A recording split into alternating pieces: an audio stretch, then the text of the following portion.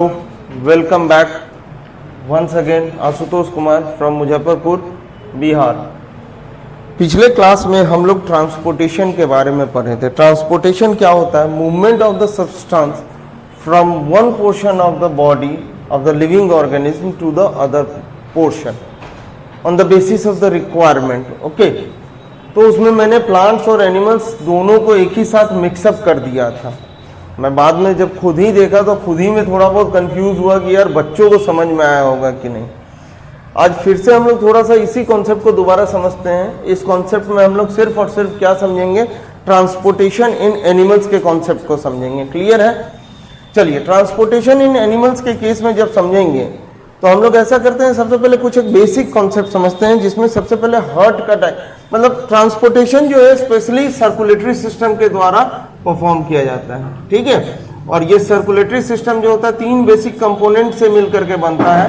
पहला हमारा हार्ट, दूसरा ब्लड वेसल्स, और तीसरा है ब्लड इटसेल्फ। चलिए, ब्लड के बारे में जो बताया था वो थोड़ा बहुत आप लोग को क्लियर होगा, उसमें बहुत ज्यादा नहीं कुछ पढ़ना है।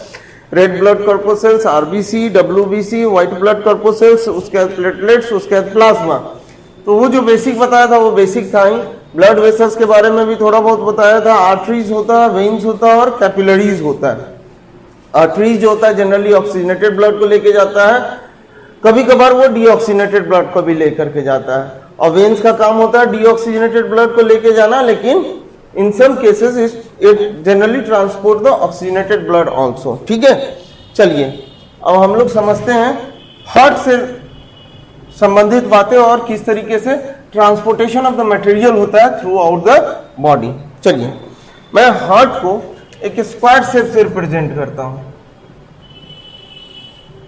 अच्छा, हम लोग इंडिया में रहते हैं, ठीक है। इंडिया में क्या है, आप कुछ भी कहीं भी बोलने के लिए फ्री है या फिर बनाने के लिए फ्री है।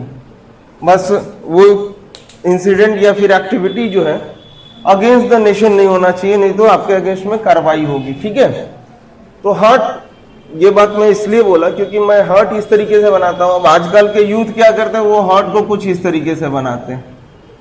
अब एक सिंबल दिखा देंगे इस तरीके का, मतलब भैया क्या है, हार्ट तो आज तक अगर बायोलॉजिकल साइंस में हम लोग पढ़े हैं तो हार्ट जनरली इस तरीके का होता है। अब निपा नब्बी के केस में वो सब चलता रहता है। ठीक है, चलिए तो पढ़ाई पे फिर से फोकस करते हैं। हम लोग हार्ट को रेक्टेंगुलर शेप में रिप्रेजेंट कर रहे हैं। यहाँ पे हार्ट में बेसिकली 4 चेंबर्स पाए जाते हैं। अगर मान लीजिए ये बड़ा वाला रेक्टेंगल में एक हार्ट को दिखला रहा हूं तो ये 4 चेंबर, 4 चेंबर्ड हार्ट है। अच्छा, एक चीज पता है, बड़ा इंटरेस्टिंग फैक्ट है, जब हम लोग क्लासिफिकेशन में पढ़ेंगे क्वाड्रेटा में, क्वाड्रेटा के जो मेनली बेसिकली मेन जो है एक, हम लोग थोड़ा सा हार्ट का सिचुएशन समझ लेते हैं। जैसे कि पीसेस हो गए, ठीक है, उसके बाद हमारा एम्फीबिया हो गया, उसके बाद रेप्टाइल्स हो गया, उसके बाद एप्स, उसके बाद मेमल। तो जनरली एप्स से मतलब बर्ड्स जो है उनके पास 4 चेंबर्ड हार्ट होता है। उसके बाद ह्यूमन बींग्स में भी 4 चेंबर्ड हार्ट होता है। रेप्टाइल्स एक ऐसा प्रजाति है जिसके पास जनरली 3 चेंबर्ड हार्ट होता है, लेकिन एक क्रोकोडाइल है, क्रोकोडाइल एक ऐसा जीव है जिसके पास 4 चेंबर्ड हार्ट होता है। बहुत सारा कहानी भी सुने होंगे कि मगरमच्छ का आंसू, एक मतलब मुहावरा भी है, मगरमच्छ के आंसू पे कभी भरोसा नहीं करना चाहिए।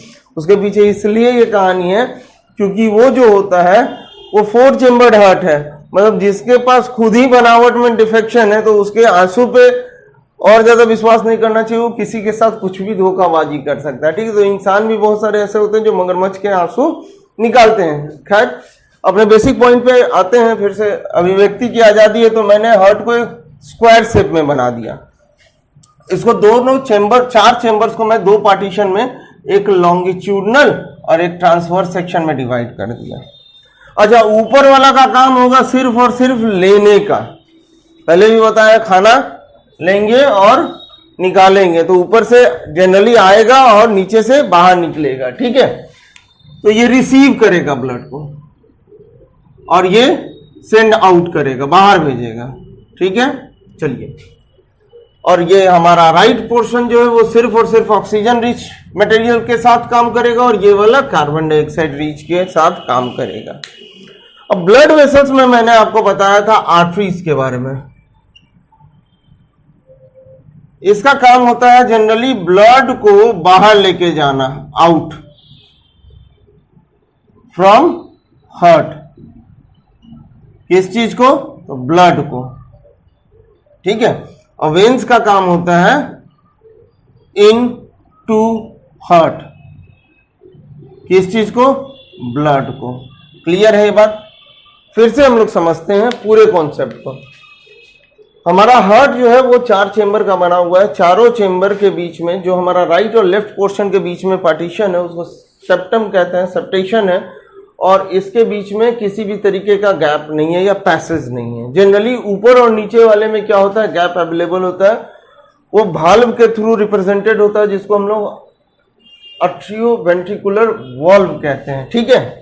क्या होगा, हमारा लेफ्ट आर्ट्रियम जो है ऑक्सीजनेटेड ब्लड को लंग से लेकर के रिसीव करेगा, उसको भेज देगा लेफ्ट वेंट्रिकल में। तो ब्लड हमेशा ऊपर वाला पोर्शन रिसीव करता है और रिसीविंग का काम किसके द्वारा होगा? तो रिसीव जब भी करेगा और अंदर लेके जाएगा तो वो वेन्स लेकर के जाएगा, ठीक है। लेकिन ये वेन कहां से आ रहा है? हमारे लंग से आ रहा है। तो इस कारण से ये पल्मोनरी वेन्स जो है वो हमारे ऑक्सीजनेटेड ब्लड को हार्ट के लेफ्ट आर्ट्रियम सेक्शन में लाया। उसके बाद एवी वाल्व से होता हुआ वो लेफ्ट वेंट्रिकल सेक्शन में चला गया। लेफ्ट वेंट्रिकल सेक्शन से वो क्या करेगा, आगे के तरफ फिर ब्लड निकलेगा, ऑक्सीजनेटेड ब्लड, जो आर्टरीज के मदद से पूरे बॉडी में ट्रांसपोर्ट होगा। फाइनली वो कैपिलरीज के पास आएगा, जिसको जो जरूरत है उस हिसाब से वो देता चला जाएगा और वहां से कार्बन डाइऑक्साइड कंटेंट को रिसीव करता चला जाएगा। अब कार्बन डाइऑक्साइड क्या करेगा, वेन्स में कलेक्शन करेगा और वेन्स लेकर के उसको फिर से राइट आर्ट्रियम में पहुंचा देगा। राइट आर्ट्रियम फिर एवी नोड के थ्रू राइट वेंट्रिकल में भेजेगा और राइट वेंट्रिकल से ब्लड फिर बाहर निकलेगा, जो डीऑक्सीजनेटेड होता है, वो आर्टरीज के मदद से होता हुआ हमारा लंग्स में चला जाएगा फॉर द फर्दर प्योरिफिकेशन। आशा करते हैं आप लोग को समझ में आया होगा। हार्ट का फिर से डायग्राम को समझ लेते हैं। ऊपर वाले दोनों पोर्शन को हम लोग आर्ट्रियम कहते हैं, नीचे वाले पोर्शन को वेंट्रिकल कहते हैं। राइट हैंड साइड वाले को राइट आर्ट्रियम कहेंगे, लेफ्ट हैंड साइड वाले को लेफ्ट आर्ट्रियम कहेंगे। राइट हैंड साइड वाले को राइट वेंट्रिकल कहेंगे और लेफ्ट हैंड साइड वाले को लेफ्ट वेंट्रिकल कहेंगे। चलिए, उम्मीद करते हैं कि आप लोगों को ये कॉन्सेप्ट समझ में आया होगा। इसके बाद आगे जो है हम लोग हार्ट बीट, पल्स रेट और भी नेक्स्ट टॉपिक को डिस्कस करेंगे। और प्लीज़ मतलब लाइक करें, सब्सक्राइब करें और शेयर करें और अपना आशीर्वाद और प्यार बनाए रखें। इसके लिए बहुत बहुत धन्यवाद।